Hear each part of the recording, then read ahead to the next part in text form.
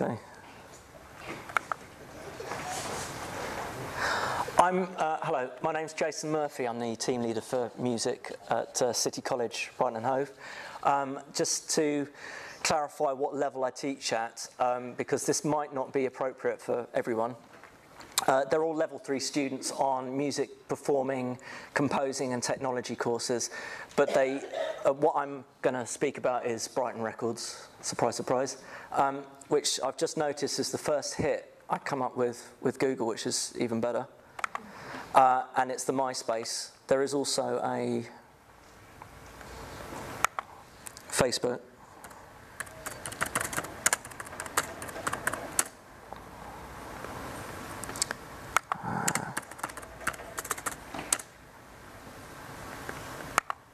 Which might even be the first hit.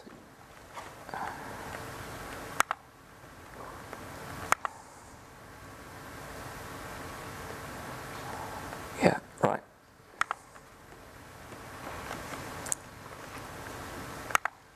Can everyone see that okay? Right, okay. So, I guess we haven't got sound, have we? Are we wired for sound as well? Yes, I think so. Maybe I don't need that. Right, basically, all our music students, we got the High Five Award, and the reason being was because I think in the past a lot of people have been threatened with, in the classroom, with things like Facebook and MySpace, seeing it as a negative impact on classes. And to be honest, I've never been one of those people, but I've been lucky in some respects because I tried to incorporate it immediately into the classroom for particular lessons. So obviously, again, this is certain lessons, this is completely off the target, you can't do it with. But I also teach a unit which is the music industry unit and marketing and promotion within the music industry as well. So basically, in a nutshell, what happens is, as the students are composing and performing songs throughout the year on that course, on the performing and composing course, what happens is when they feel that they've got a song or songs that they want to record, the production students get them into the studio and they start recording them because they're there to learn the technical side of things.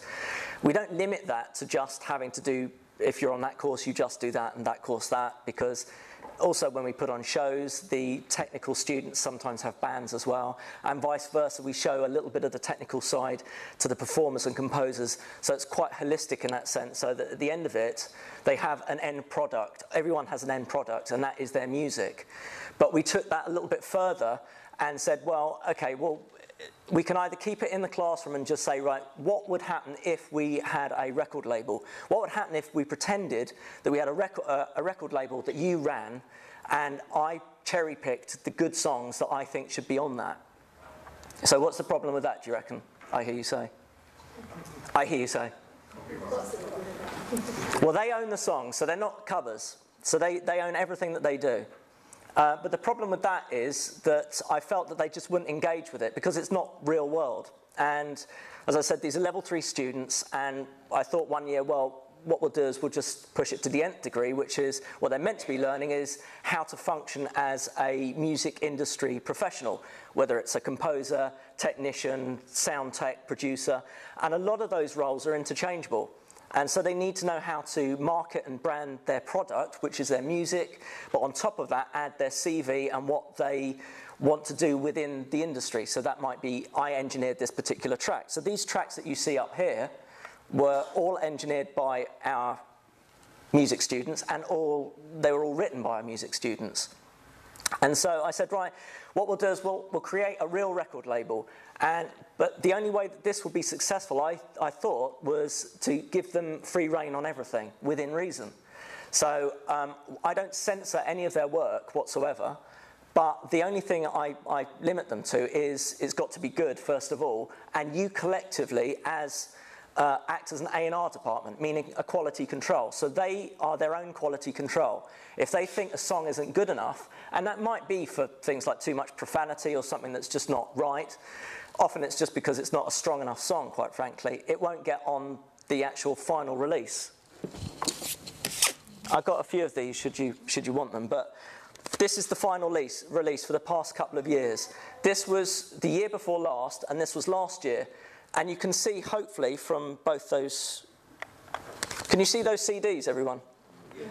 Well, you could probably see, even if you're at the back, that there is a similar branding to both those CDs, i.e. a colour scheme.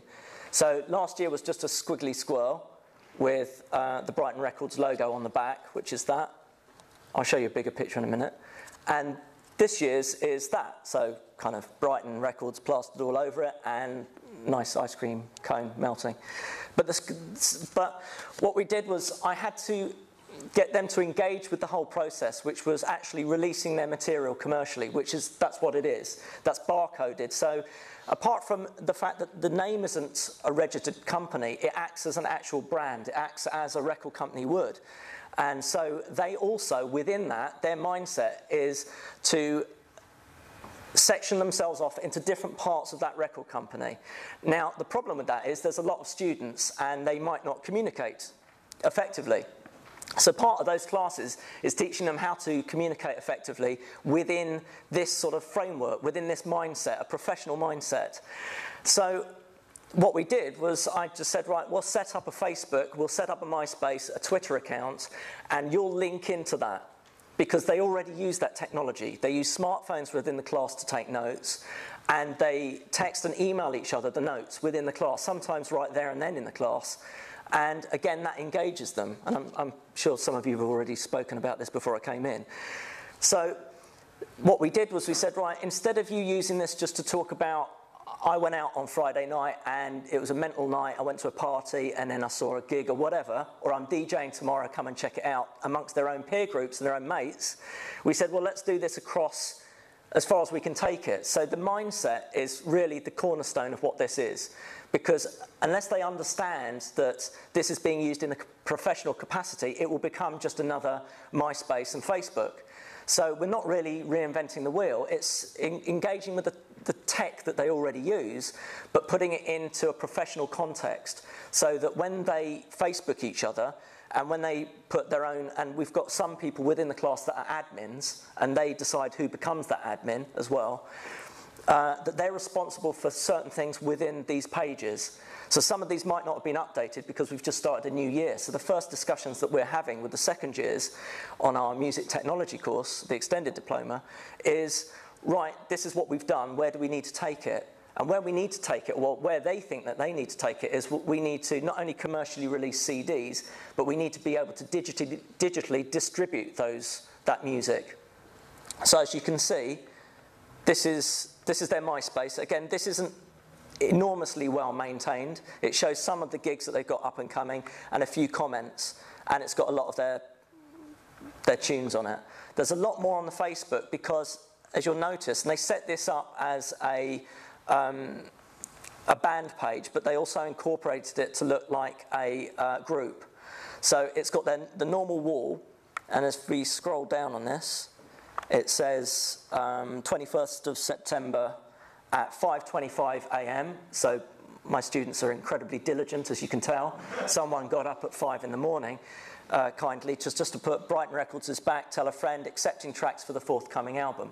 Forthcoming album, we don't know when that's going to be, because if we do go into digital distribution, which is what a real record company should be doing, and again, we're training them vocationally to really be doing this, it means that they don't just release their music, they release the fact that they're engineering this music, that they're performing, or they wrote this music, or that they'll be doing the live sound engineering at this gig that Brighton Records is putting on.